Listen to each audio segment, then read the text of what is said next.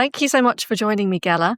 I'm going to start off by asking you kind of what are the biggest regulatory developments shaping open finance in Europe right now, particularly as we see PSD3 sort of progressing? Well, one of the things is we're changing from a directive to regulation. So we're actually going to see the formalization of open banking as a law rather than just a directive. So it's a requirement, not a nice to have. The other thing is the financial data access scheme that's being discussed is coming up for review, or that has been put forward by the European Commission. It's now being re-examined. And I think that's the most important thing, is they're realizing that leaving it to the market to deliver something that is a regulator-led initiative without coordination, supervision, harmonization across all of the member states in a systematic and methodical way, they're having to revisit that. But they're also having to revisit the fact that this goes beyond compliance. This is now something that is in the commercial space, and that they really need to figure out not just how the schemes are going to work, but how you have multiple layer schemes across different verticals in the industry, and how those can all be coordinated differently in a way that benefits the end consumer, and they can measure that benefit to the end consumer. So I think we're seeing a revisitation of the mechanics in the terms of the delivery. We're seeing something being shrined in a regulation rather than a directive. And we're starting to see that industry needs to coalesce around how it organizes its delivery rather than just leaving it up to individual firms. So for the European market, I guess the summary is better coordination, better harmonization, better interoperability, and standards rationalization, as well as the commercial angle and the commercial model to be sustainable. Those are the things that are changing in the European landscape. Okay. So obviously, as you've said, a few changes there. If we kind of take a look at what that means for individual financial institutions and fintechs, what are the main challenges and opportunities does PSD3 bring, do you think? I think it's systematically having a common standard. So for fintechs, it's about not having to build all sorts of integration aspects for different API specifications, but now it's building to a standard. I think it's going to be technical interoperability and standard rationalization. So it's a less costly and frustrating build to connect to all of the institutions across the market, which is one of the biggest challenges that's been faced for the last few years. The other for individual firms is that they really need to understand this is not going away, and that it's not about just a compliance exercise and saying we can report that we've built a PSD2 compliant API for data sharing. We now have to actually think about how this impacts our own tech strategy, our own tech stack, and our ability to consume internally our own data, but also to be able to ingest and consume external data, and to realize this is not going away. So for individual firms, from an institutional perspective, it's about how does my data and tech strategy enable data sharing? And how does this enable me to stand up new lines of business or find new products or different ways to serve my customer in a meaningful way? And for fintech firms, it's about exploiting that particular angle, but also not having to try to connect to every different institution in a different way, that they'll be able to build a single standard or a couple of standards, and therefore connectivity to firms that they want to partner with or firms that their customers are already banking with makes it a lot easier. Mm-hmm. Sticking with that kind of standardization piece that you're talking about, so what role does that and does interoperability play in ensuring open finance actually delivers on its promise in Europe? Well, if you can't connect and you can't move the data, and you don't have a way of measuring performance and conformance and knowing that that API is reliable, that the endpoints are going to be live, there isn't going to be a breakdown, then data sharing doesn't happen. And if data sharing doesn't happen, then open finance doesn't happen. You need to start with a healthy infrastructure that actually works. You need to have firms being able to share that data in a secure and safe manner, in a reliable manner. The systems that do that need to be not just secure, but reliable. And if you don't have that, you don't have the vision of open finance, let alone data sharing at all.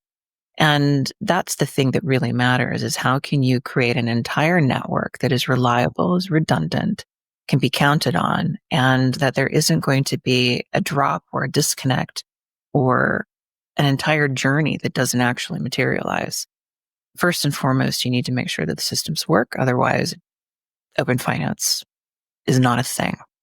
So interoperability also means that different verticals, different systems, from savings to the banking and the payment account, or from the investment side to the pension side, that those different verticals can also exchange data in a way that is reliable. And if you don't have that, why bother? We often hear talk of striking that regulatory versus kind of market balance in order to get that kind of innovation. So I'm wondering, how can European regulators and industry leaders get that balance right themselves so that you have that consumer protection, but you also stimulate competition and innovation? One of the things that really matters is moving to a read-write rather than just a read API. So part of that is being able to also inform instruction. And although that doesn't necessarily say, here's how you strike the balance between the regulatory led and the commercial led, the principle itself means that everyone has to come to the table. Part of the regulatory objective is to ensure that things work and that there's oversight and there are no bad actors and there's supervision of the systems themselves, but also of the behavior of the actors, that everyone is playing fair. The other is, you're not going to have people interested in being at the table unless they can find a way to make money off of this. So the investment has to provide a return.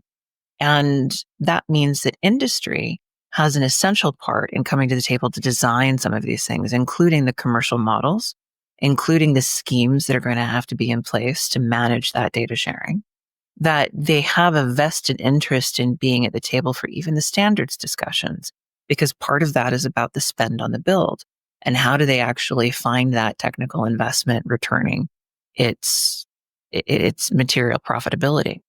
So I think the balance is, there has to be a delivery oversight mechanism for the European landscape that is consistent, that provides clarity and predictability on what is going to be tackled next, be it a specification on a technical standard or be it a particular scheme. And industry has to come together and say, we'll find the way to commercialize this and we'll find the way to make it meaningful for all parties. It's not just about free access to the third-party providers. It's also about the institutions being able to consume and be part of that data sharing, and they get to actually consume the data themselves. It's been kind of a one-way street and under PSD2. For PSD3 to thrive and for open finance to thrive, it has to be a two-way street. That the institutions also need to understand that they are not just data providers, but they are data consumers as well. And that will shift some of that conversation around the meaningful commercial sustainable model. But it's coming to the table realizing that this is not going away, but it does require coordinated delivery and it requires reciprocity. And I think those are the two most crucial points for European landscape going forward. Well, my final question to you, Ghela, is about the FDATA summit in May. I mean, what can attendees at the summit expect in terms of discussions and outcomes related to Europe's evolving open finance landscape? Well, one is the lessons learned from open banking and from the challenges that in delivering that and making it actually work and having it adopted. And because each different jurisdiction has a slightly different market landscape, you can't talk about Europe as a whole as one monolith thing with a universal appetite across the different markets or the submarkets and the regional plays across the European landscape. So I think summit attendees will get a flavor of what it looks like to have a mixed market and where certain things and certain principles are already embedded. For example, digital ID is universally applied in certain markets, but absolutely not the case in others. And what the role of digital ID does to stitch that data together, how important that is to overcome if there's a market that is resistant to it. I think they'll also get a flavor of what has worked from a regulatory-led perspective and where some of the gaps are.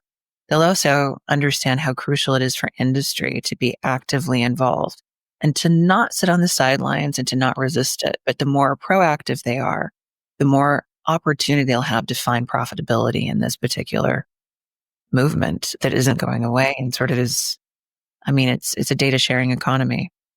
future for us all. And that's where the real maximization of profits and outcomes actually lies. And either you're in it or you're going to be left behind. So how does industry then learn from its own lessons and its own resistance in the European market, and that sort of tidal shift to being more collaborative and more interested in engaging in the space? Well, we're looking forward to the summit, and thank you so much, Ghela. Thank you, Ellie.